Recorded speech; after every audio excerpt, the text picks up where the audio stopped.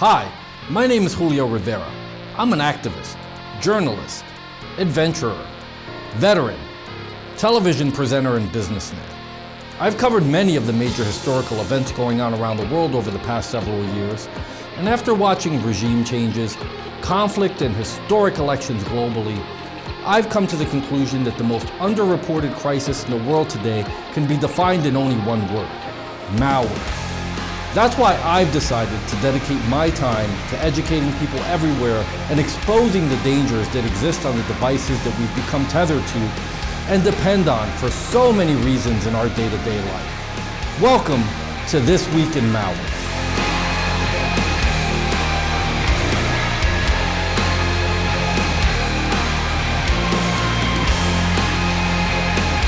On This Week in Malware, we'll be covering international hacking efforts target COVID-19 research in the 2020 US election. Qbot banking Trojan reemerges and hijacks legitimate email threads to steal sensitive data, and back to school season disrupted by ransomware, Zoom bombing, and other cyber intrusions.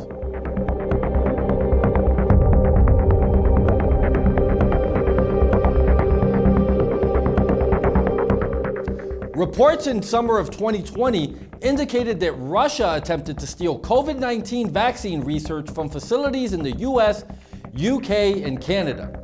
The UK's National Cybersecurity Center issued an advisory about an ongoing hacking campaign involving phishing attacks, malware, and the exploitation of VPN services.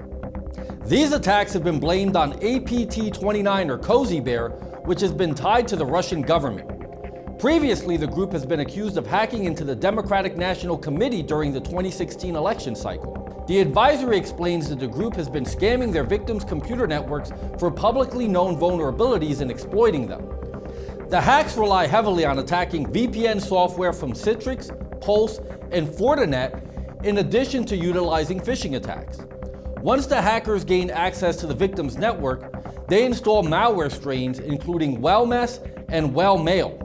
These infections can execute commands on a compromised computer, including the uploading and downloading of files. As a result of the advisory, authorities in the affected countries urge research companies to safeguard their networks better. Although the Kremlin has denied any involvement in computer hacking, Russian hacking has been a hot topic in the news for several years and is only being talked about more as the 2020 US election gets closer. According to Microsoft, not only Russian, but also Chinese and Iranian hackers have attempted to compromise individuals and organizations involved with the 2020 US presidential election. The activity we're announcing today makes clear that foreign activity groups have stepped up their efforts targeting the 2020 election, Microsoft said in a post about new cyber attacks targeting US elections on its website. US cybersecurity officials have also acknowledged these election-related hacking attempts, although they state that there is no evidence that election systems were affected.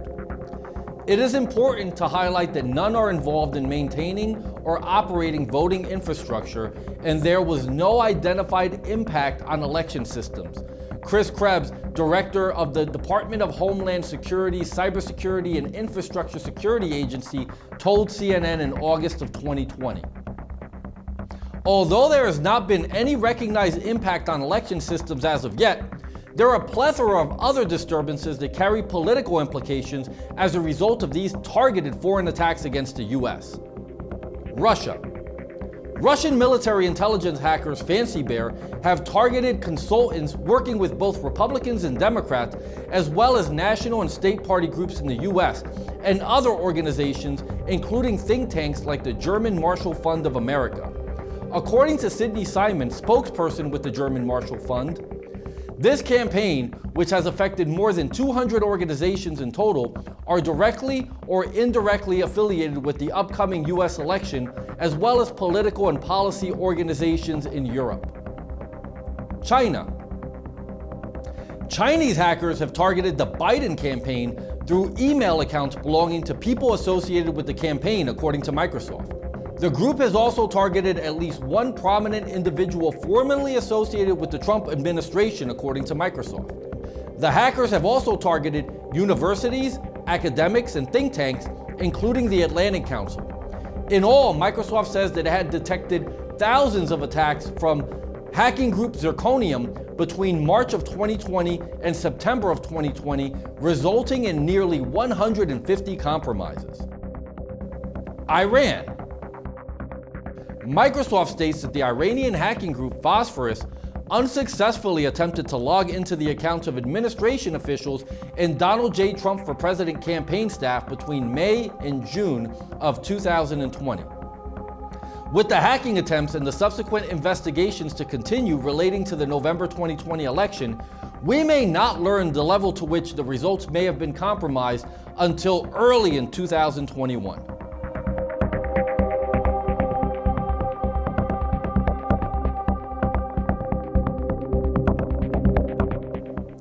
Checkpoint Research has published its latest global threat index for August of 2020. Researchers have discovered that the Qbot Trojan, also known as Qbot and Pink Slip Bot, has entered the top 10 malware index for the first time, coming in as the 10th most prevalent malware in August. First observed in 2008, Qbot has been continually developed and has evolved and now employs sophisticated credential theft and ransomware installation techniques, making it the equivalent of a Swiss Army knife, according to Checkpoint. Qbot has also added a dangerous new feature, an email collector that extracts email threads from the victim's Microsoft Outlook accounts and uploads them to an external server. This allows Qbot to steal email threads from the infected user and then spam itself to the victim's contacts. Qbot also enables banking transaction by allowing its controller to connect to the victim's computer.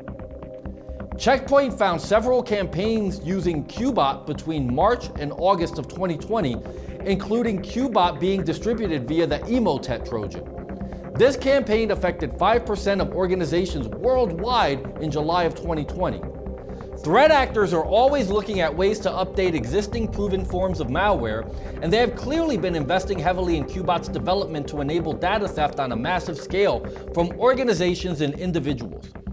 We have seen active malspam campaigns distributing Qbot directly, as well as the use of third-party infection infrastructures like Emotets to spread the threat even further. Businesses should look at deploying anti-malware solutions that can prevent such content reaching end users and advise employees to be cautious when opening emails, even when they appear to be from a trusted source. According to Maya Horowitz, Director of Threat Intelligence and Research at Checkpoint. How does Qbot spread? The Qbot infection has changed significantly since April of 2020. Previously, spam emails delivered Qbot using malicious documents with macros. Now they contain URLs to a .zip file embedded with a downloader script written in VB script. This is a scripting language developed by Microsoft, but the company has disowned it since last year due to hackers' abuse for years. Unfortunately, hackers know that many businesses and individuals still use old versions of Windows and Internet Explorer, which allows them to infiltrate victims who lack the latest security features and updates. The recent surge in Qbot activity proves that in the dark world of cybercrime, it remains possible for old dogs to learn new tricks.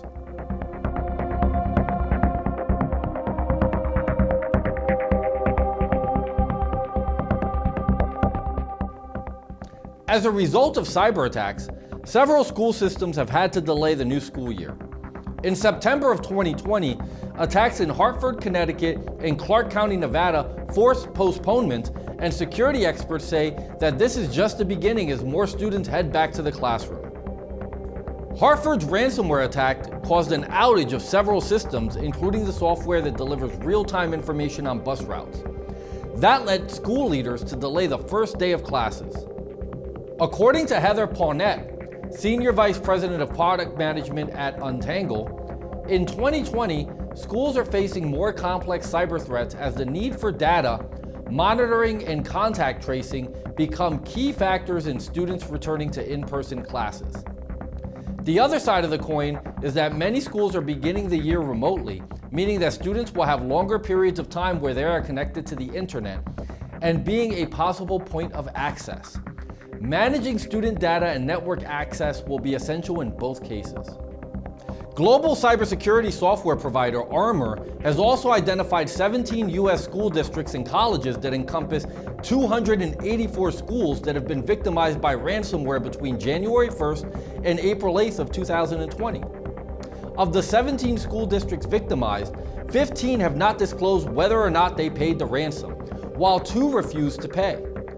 4 of the schools reported the strain of ransomware used to attack them. The malware strains involved included Soldino Kibi, Ryuk, and Maze ransomware. These attacks are not limited to schools. Municipalities, healthcare organizations, managed service providers, and cloud-based service providers have also been victimized. What is Zoom bombing? In addition to ransomware, schools and students now face several threats as students return to learning during the global coronavirus pandemic. One of the more prevalent threats is Zoom bombing, a trend that began early in 2020 as coronavirus lockdowns led to a massive spike in the use of the video conferencing software. These attacks consist of a hacker gaining access to the dial-in information and crashing a Zoom session, often sharing adult-themed or otherwise disturbing media. In one case, a 14-year-old boy from Park Ridge, Illinois, was accused of sharing login information for remote classes at a high school, which resulted in Zoom bombers hijacking remote classes during the first week of school from August 25th through August 27th. In another case, a man was arrested after Zoom bombing an online lecture conducted by the University of Houston and making bomb threat. To combat this, Zoom instituted two-factor authentication as a way for teachers and students to secure their accounts. The company hopes the feature will stop hackers from penetrating video conferences, one of the main security issues that have plagued the service and even inspired lawsuits against the software maker since its marked increase in popularity during the COVID-19 pandemic. What are some of the other back-to-school and back-to-work scams? Another common back-to-school scam that can be exploited with the surge of virtual learning is email phishing campaigns. In 2019, researchers discovered that students at hundreds of universities all over the world were being targeted with phony phishing emails, which contained attachments or links to fake university login portals or mimicked university library administration login pages. How can you secure your virtual learning or remote working environment? Sadly, many school districts still haven't woken up to the reality of ransomware attacks. Many are either ignorant to the threats or living in denial. For those who seek to be proactive in combating potential threats, here are some simple but effective suggestions to consider. Back up your data. Prepare for the worst. In this modern digital environment, expect that eventually you will be the victim of an attack. That's why having backups is crucial. Store backups off-site so they won't get infected if a ransomware attack hits your school or business. Implement a strong identity management strategy. We can no longer rely on traditional firewalls and virtual private networks. Seek out and implement a strong two-factor identification strategy with all the applications and software you employ. Proper identity management of users, including proper lifecycle management, authorization, and authentication is of vital importance. Automation. Automating your systems can also help IT departments save time and stay ahead of detecting and preventing hacks. Suppose someone on your school or company's IT team is babysitting the network every day.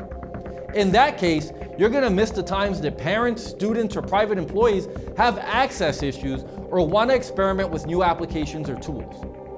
So, if your IT team is focused only on the network's traffic, they may miss a preventable event, like uploading a malicious program or opening a compromised file. Scan and wipe. Employ the use of software to scan for personally identifiable information. This will find sensitive and high-risk information, such as social security numbers and health records, and ensure that the data is stored in the network's most secure place.